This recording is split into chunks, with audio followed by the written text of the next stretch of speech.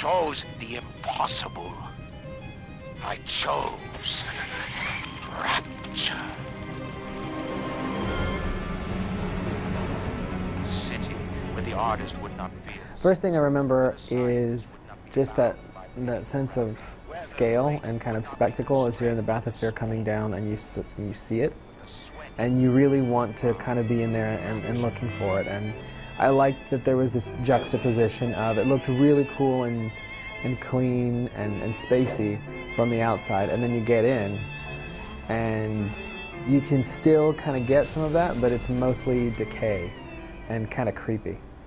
The first thing I think of when I think of Rapture is just the look of it. From the minute you enter the actual Rapture itself, you was pretty clear you were going to be in a place like no other. This is another space station, another kind of sterile, futuristic complex. There's this crazy Art Deco style with this kind of Jules Verne, 20,000 Leagues Under the Sea vibe to it, which was just so unique just from the get-go. Everything was built there to be this ideal, perfect civilization, but then it all just kind of went to hell over time. I thought it was really beautiful in a creepy way. The atmosphere was great in BioShock because like the music and the sounds, and it's not, I know it's kind of like not really survival horror in a sense, but for me it felt like it. But it's an interesting kind of underwater kingdom, and you're really curious to see what's gonna happen. I get all kinds of claustrophobic when I'm moving through the city of Rapture. It's like every second I feel like the water's just gonna come tumbling through the glass. And it feels damp. It feels like, you know, they did such a good job with the atmosphere that, I mean, it really feels like you're there. So as far as the atmosphere and environment goes, yeah, the city of Rapture is pretty awesome to cruise through. It's this place that was built by Andrew Ryan to be this perfect sort of like laissez-faire, capitalist, ideal dream world where anybody could go and pursue their own business goals, their own like scientific research, this sort of you know, no rules, no restrictions setting. But then like over time it all went to hell. You've got you know, science run rampant, you've got people addicted to Adam, all this genetic research gone horribly awry. An intruder! He is ugly! Ugly! Ugly! It kind of felt like almost being on safari initially, because the introduction to the game had a cool mix of exposing you to stuff that was going to be a problem later on, but putting a barrier so you could kind of admire it for a second and get kind of creeped out by it. So if you remember when you were in the bathysphere for the first time, you saw a splicer, and it was kind of nerve-wracking because you thought for half a second it was going to get in and you were going to have to deal with it, and you had nothing to deal with it, so that was a problem. Imagine Frank Lloyd Wright did Lost. So it's all these crazy creatures running around, everyone's gone insane, this undersea island that's absolutely like amazing and architecturally grand at the same time. So it was, the ecology is just, you know, these people are all underground, or not even people anymore, they've been lone slung, they've been genetically mutated. Yeah, it's definitely kind of give you like the land of the lost kind of feel, where you're kind of out of place. You kind of get to this place that seems like it's really kind of out of time, and then you don't belong there. And you know, and when you come up against some of the, you know, you see the Big Daddy and you see the little sisters, and they're like, you know, very alien to what we see in normal life. You know, the little girls with glowing eyes and the big crazy robot-looking things. You know, it's like. Well, the interaction with the Big Daddies and Little Sisters is what really made the thing so exciting for me, because I'm not an awful person, but I killed every single Little Sister in the game. And I have such a different experience, and I talk about this with my friends who saved them all, because like you feel really awful about it, but once you commit down a path, you got to do it. So you enter this room with the Little Sisters, and they're all terrified of you. And you enter a room with a Big Daddy who's just like a peaceful guy who's walking around and protecting this little child, and you have to initiate the attacks with him before he gets angry and charges at you, and then you kill him while the little sister's watching, and she's crying the whole time, and you run up to her, and while she's crying, you lift her in your huge paw. And had the choice then and there to, you know, either save her, or, you know, basically steal the atom from her and, you know, condemn her to her doom, right? That moment, that choice, when you get to make it, it's so powerful. You know, it's like people had talked a little bit about that, and like what it was like to hold that little girl in your hands in that game, and what it felt like when you made that choice. But for me, it was like, I couldn't believe how powerful it was, that choice to be able to, like, all right, she's either gonna live or die. And the fact that she, you know, looks like a cute little girl, yeah, that first time that I chose to save her, and I felt, you know, like literally, you know, morally rewarded basically for saving her. But I mean, whenever I think about that game, it's the moment of harvesting the little sisters and hearing their cries and seeing her standing next to the big daddy, who she didn't see as a protector so much as a friend, and she's crying mostly for him being dead more than what's going to happen to her. My favorite moment in the game,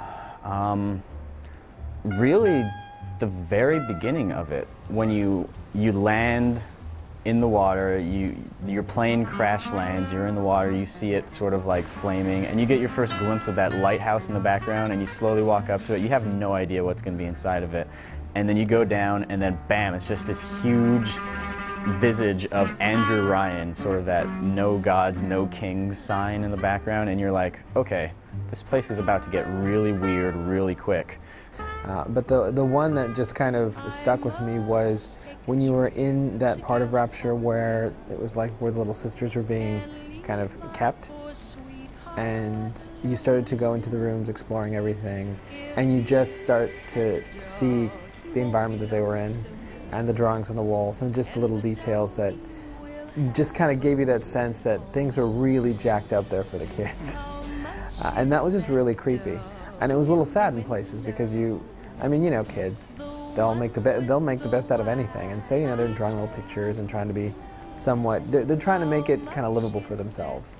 Please, Papa Sucho, I don't want to go on the table. I mean, I gotta say it's the Andrew Ryan turnaround. The part where, you know, you actually meet him and you discover that you've been kind of being used this whole time, and that, you know, the would you kindly. Would you kindly? Would you kindly? Would you kindly? Would you kindly? Would you kindly? Would you kindly head to Ryan's office and kill the son of a bitch? And like when that whole thing kind of kicks off and that part in the story hits, like I think that was definitely one of the best surprises in the game in terms of storyline and like twists. I definitely was genuinely surprised, and like the fact that once they were showing, like, you know, you see it on the wall at the very first part of the game is like, you know, would you kindly, and like that whole idea that thing is like this weird mental like trigger that makes you do stuff. It's really, really just amazing when you realize that you have just been this cog in this plot, you've been manipulated this entire time. For anybody like myself at the time that would run back, you know, they'll look at everything, and sure enough, everything kind of lined up just perfectly. And so immediately when that happened in BioShock, I was like, no. And I actually started a new game. and I started just playing for, you know, first couple hours just to see. And I loved it. I love the fact that they had been so deliberate about everything. It's very rare a game has a kind of crazy plot twist. I mean, they usually try to have it, you can usually see it coming a mile away, but that's one of those rare moments where you're like, I did not see that coming at all.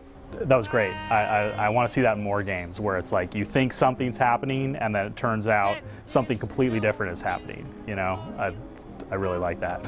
What I'm most looking forward to in BioShock 2 is a less black and white distinction between moral choices in the game. Because in BioShock, it really just came down to, do I want to harvest the little sister? Do I not want to harvest the little sister? And it was just really black and white. And I'd really like to see some more kind of like some moral choices where either it's not so black and white, or you have to give something up to be the good guy, you know, as opposed to it being a kind of a win-win. I can tell you what I want to see in BioShock 2 is more of those moments that we had in BioShock 1 that were total surprises, that were total, you know, for lack of a better term, mind Fs. You know, that were just like, I can't believe this is really happening, and stuff like that. And it's more, the first one was so original, it's just going to be really hard to top it, especially when it's a sequel, when it's in Rapture. The thing that I really wanted to see in BioShock 2 is a prequel, actually. Because I think the Rapture is just a fascinating place, and we see in its destructed form, and we hear pieces of what it was supposed to be. But I kind of really wanted to see that progression. I really found myself taken with the backstory and all the context bits that you were finding. Like, I went back after I finished the game and I got all the audio diaries, and I really like I listened to all of them in sequence and all that stuff because I like the whole story that they painted, you know, kind of behind the scenes. The one thing I keep on thinking about with BioShock 2 is like, what are they going to do with the story, right? It's like, I've heard some of the stuff, but I've honestly kind of been keeping myself a little bit away because I don't want to like, you know, totally know everything before I get there, because that was definitely the discovery of BioShock was one of the fun things about it. So in BioShock 2, really all I'm looking for is just more.